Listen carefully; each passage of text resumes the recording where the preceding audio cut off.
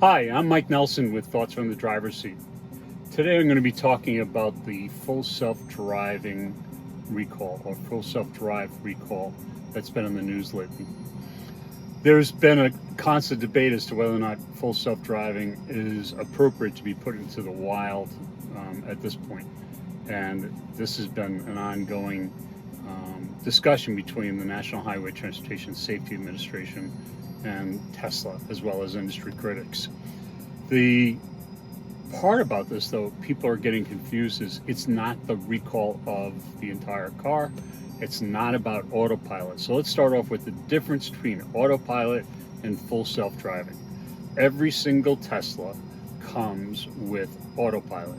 And autopilot simply means that the car is going to stay in its lane, and it's going to also manage adaptive cruise control, so the distance between the car in front and your car. That comes in every Tesla as standard equipment. Now, there are enhancements to that. In fact, they call it enhanced autopilot, which you get even more features, but that's going to get too long. So autopilot has not been recalled. What has been recalled is Tesla's full self-driving. And even the use of recall is the subject of hot debate. Elon Musk does not like the concept of recall. He thinks it's outdated. But this involves the National Highway Transportation Safety Administration, and they have to go by the rules that run that organization. And they do not have the ability to order an over-the-air update. They can only order a recall. So NHTSA has issued a recall order on full self-driving. Now, what does that mean in practical terms? Apparently, there's been some agreement between Tesla and NHTSA, or the National Highway Transportation Safety Administration, as to what that recall would be.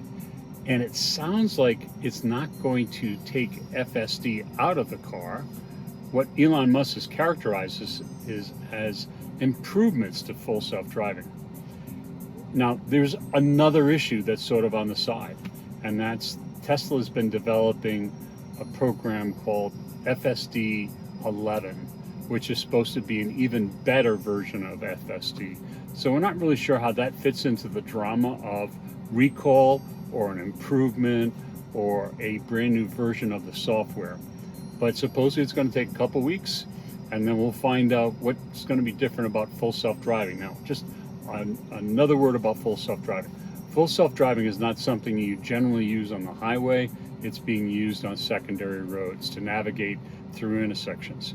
But the new version of full self-driving will in some ways swallow up autopilot so that you'll have FSD on the highway if you bought FSD.